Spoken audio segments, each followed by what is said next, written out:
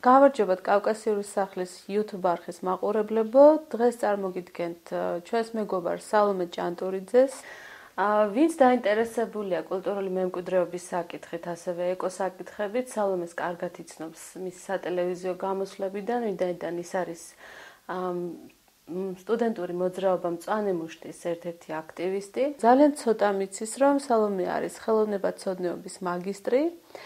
და ამავე დროს ის არის არასამთავრობო ორგანიზაცია ძეგლის მეგობრის დამფუძნებელი. ცოტავდენი მოგვიყევი შენი განათლების შესახებ, სანამ გადავიდოდეთ უშუალოდ ჩვენ საუბარზე. მე დავამთავრე თბილისის სახელმწიფო უნივერსიტეტის ბაკალავრიატიც და მაგისტრატურაც, ვარ კულტურის კვლევებისა და ხელოვნებათმცოდნეობის ბაკალავრი, მაგისტრატურაში კიდევ კულტურული მემკვიდრეობისა და თანამედროვეობის მიმართულებით. სალომე, მოკლედ მოგვიყევი ეხლა ძეგლის მეგობრის საქმიანობის შესახებ, როდის დაარსდა ეს ორგანიზაცია, ვინ დაარსეთ?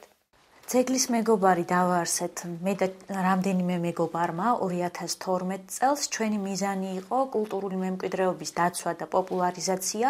გვინდოდა ჩვენი საქმიანობა ყოფილიყო არა მხოლოდ დღეს ძეგლების დაცვისკენ მიმართული, არამედ გარკვეულწილად საგანმანათლებლო პოლიტიკაც გაგვეტარებინა და სწორედ ამიტომ ვცდილობდით ჩვენი საქმიანობით სკოლის მოსწავლეებთან, ახალგაზრდებთან ერთად გვეფიქრა იმ პრობლემებზე, რაც რეალურად არსებობდა დღეს კულტურული მემკვიდრეობის მიმართულებით. პირველი ნაბიჯები მაინც შეიძლება ვთქვათ უკავშირდება ჩვენ დროშიც დავით გარეჯის პრობლემებს, სწორედ მაშინ ესე ვთქვათ ჩამოვყალიბდით როგორც უკვე საორგანიზაციო ჯგუფად.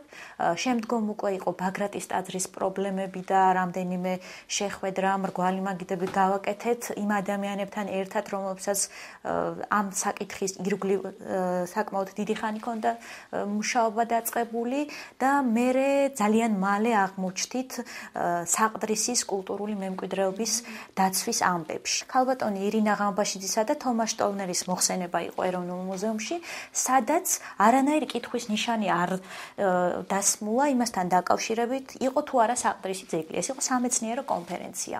თუმცა ძალიან მალე, რამდენიმე დღეში აღმოჩნდა ისე, რომ იდგა პრობლემა, იყო თუ არა საყდრისი ძეგლი. გადავწყვიტეთ უფრო ღრმად გაგვეცნო რეალურად რა ხდებოდა საყდრისის ირგვლივ და დავიწყეთ პირველი რაც გავაკეთეთ, ეს იყო სამეცნიერო კონფერენცია კულტურულ მემკვიდრეობასთან დაკავშირებით და უშუალოდ საყდრისთან დაკავშირებით. თუმცა ძალიან მალე აღმოვაჩინეთ, რომ ჩვენი მუშაობა, ჩვენი პროტესტი ვერ დარჩებოდა მხოლოდ რაღაც დაკეტილ სივრცეებში და აუცილებელი იყო ქუჩიდან მიგვეწვინა ხალხისთვის ხმა. ჩვენ სხვა კომუნიკაციის საშუალება არ გაგვაჩნდა იმ ადამიანებთან, რომლებსაც ვთხოვდით, რომ დაიცვათ კულტურული მემკვიდრეობა. როდესაც სამინისტრო მოაწყო მისი ანგარიშის საჯარო განხილვა და იქ იყვნენ დაპატიჟებული მინისტრები, ასევე სხვადასხვა ორგანიზაციის წევრები, ერთადერთი ვინც საყდრიზე კითხვა დასვა, ეს იყავით თქვენ,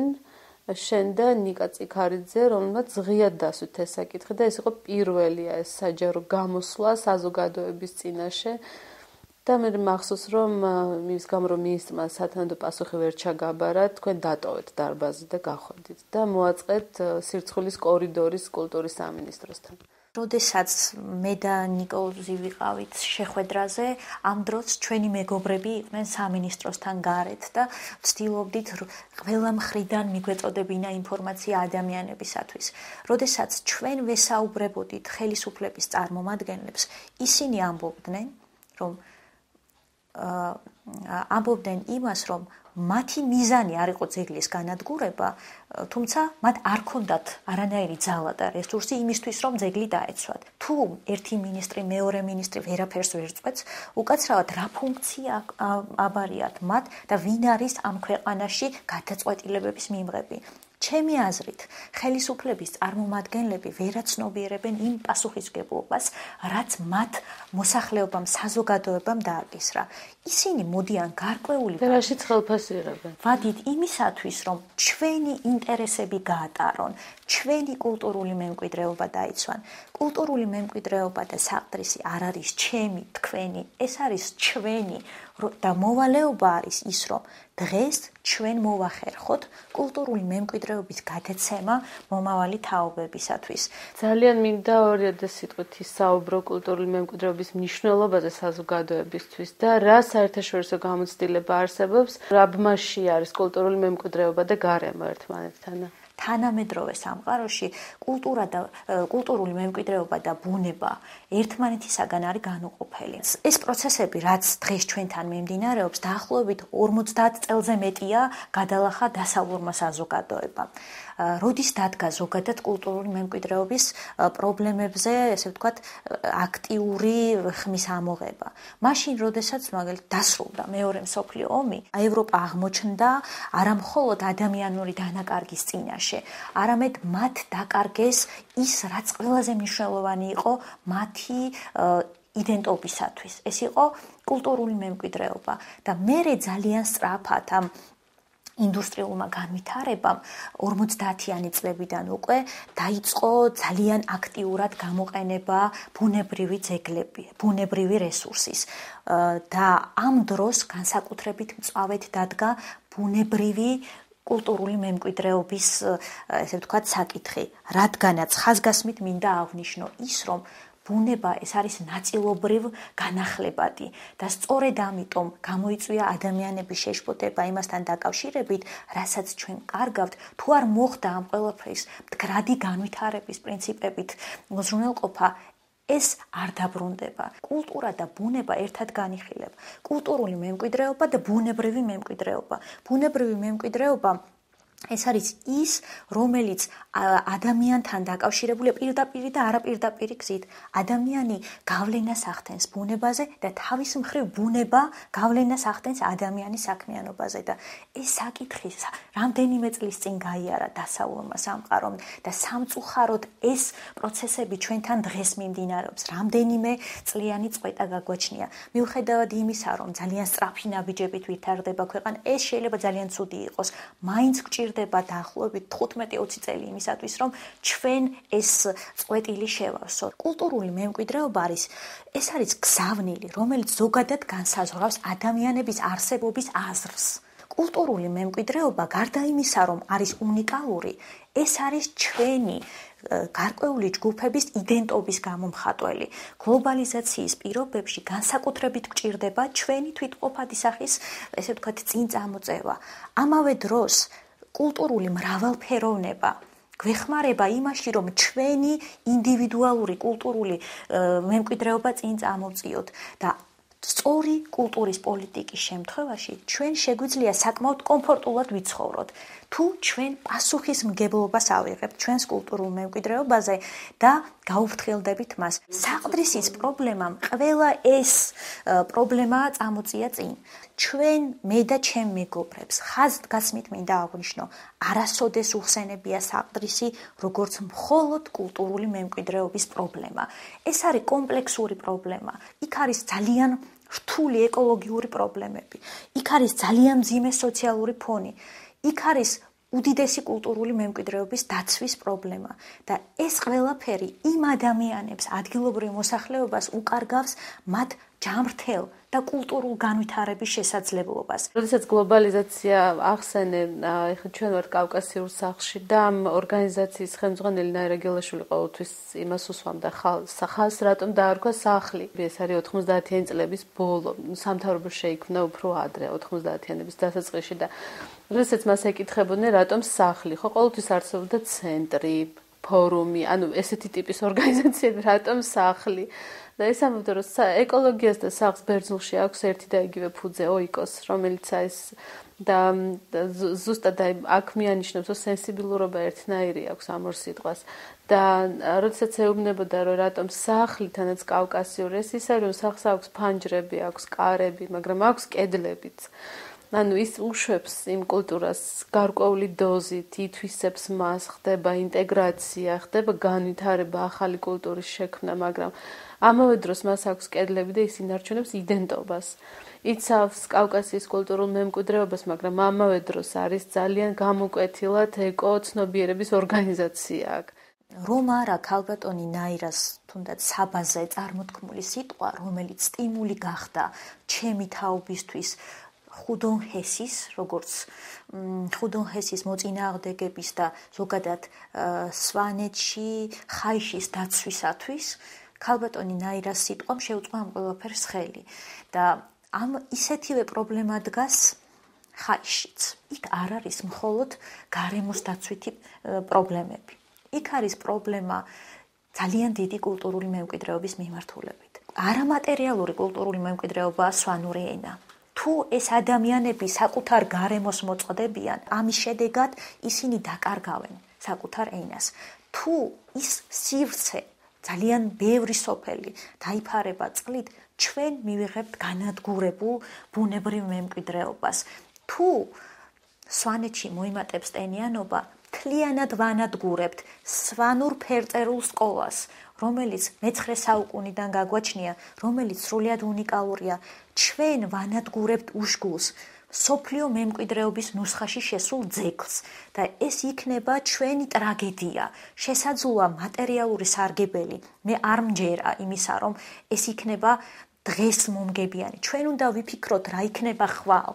ეს ერთი დღის ემოციებზე მიღებული გადაწყვეტილება შესაძლოა საუკუნეების განმავლობაში ტრაგიკული აღმოჩნდეს ჩვენში და დარწმუნებული ვარ საუკუნეებიც არ რამდენიმე წელში ეს ყველაფერი ჩვენ დაგვანგრევს და ჩვენ დაგვაზიანებთ. დღეს გადაწყვეტილებებს კულტურულ მემკვიდრეობაზე იღებენ იურისტები, ეკონომისტები, იქ უგულებელყოფილია ხელოვნებაცოდნების, არქეოლოგების, ისტორიკოსების როლი. ქალბატონის გამოსვლა საბაზე მართლა სტიმულის მიცემი გახდა. ჩვენ ვიცით, რომ შემდეგ მარინა ელბაქიძემ, რომელიც საბას მფლობელი გახდა იმავე წელს 2012 წელს, მანაც მისი პრემია სრულად გადაურიცხა ხაიშის სკოლას. ეს არა მარტო სამოქალაქო პოზიცია, არამედ ეს არის ის თვითონ ხაიშის მოსახლეობისთვის დახმარება, რომ ისინი მარტო არ არიან. მართლა ისე მოხდა, რომ 30 წლის განმავლობაში ეს სოფელი მარტო ებრძვის ამ პრობლემას. სხვა მწერლებიც იყვნენ და პოეტებიც, რომლებიც ვიდეო ბლოგების საშუალებით გამოხატავდნენ თავიანთ პოზიციას.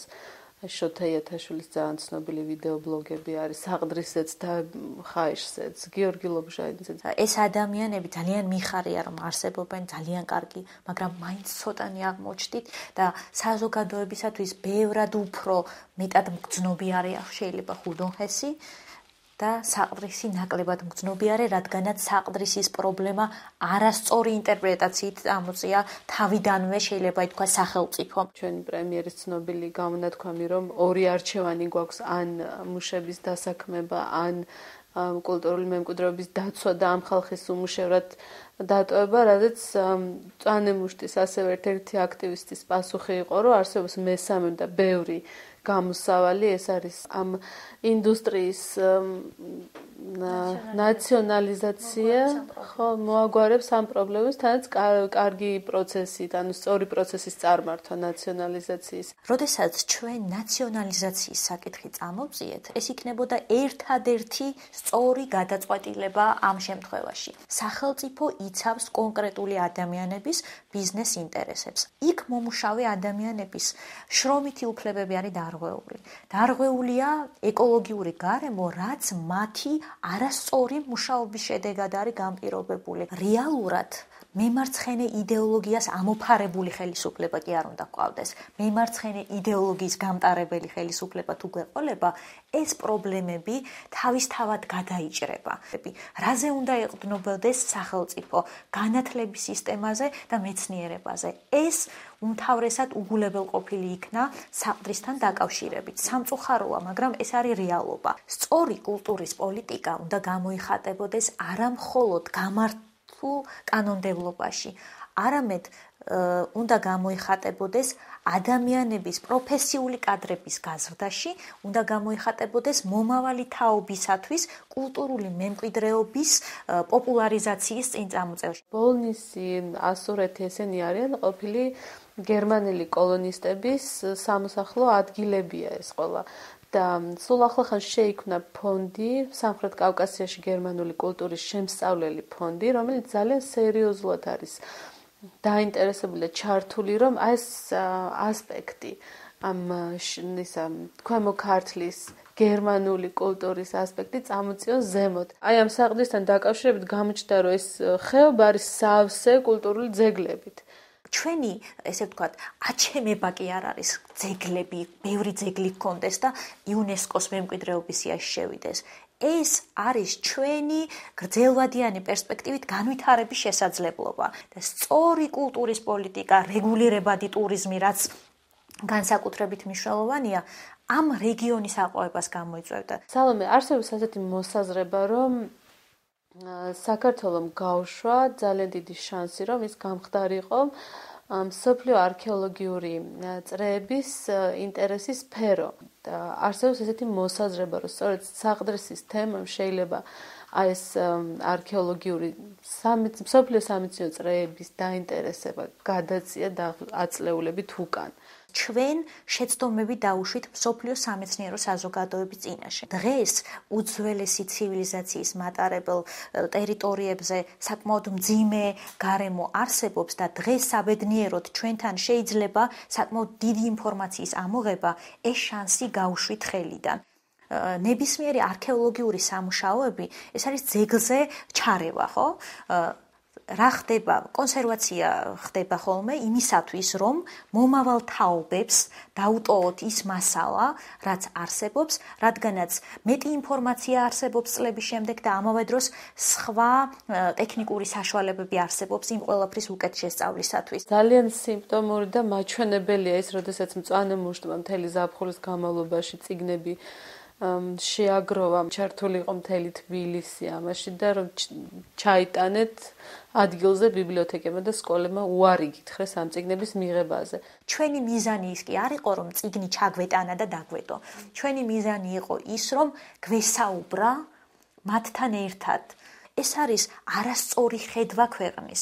როდესაც გვეუბნებიან, რომ გამგებლის თუ ადგილობრივი მმართველის ბრძანებით ვერ მოახერხებს კულტურის სახლის ხელმძღვანელი წიგნების აღებას, ეს არის ტრაგედია.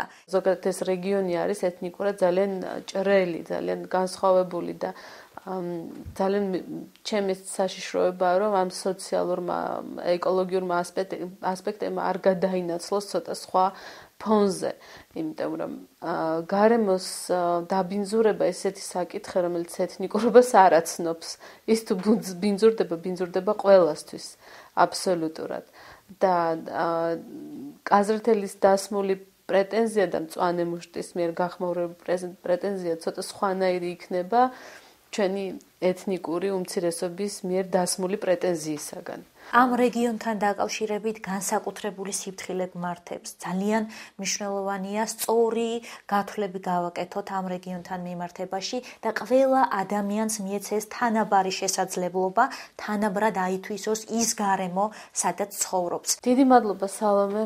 ძალიან საინტერესო იყო შენთან საუბარი. იმედია კიდევ არაერთხელ შევხვდებით ჩვენ. ოღონდ უკეთეს თემებზე სასაუბროთ, რა თქმა უნდა. თუ რაიმე სასიკეთო მოხდა კულტურული მემკვიდრეობის დაცვის ასპექტში და სფეროში, ალბათ გავიგებთ შენი Facebook სტატუსებიდან ამის შესახებ და კიდევ ერთხელ დიდი მადლობა.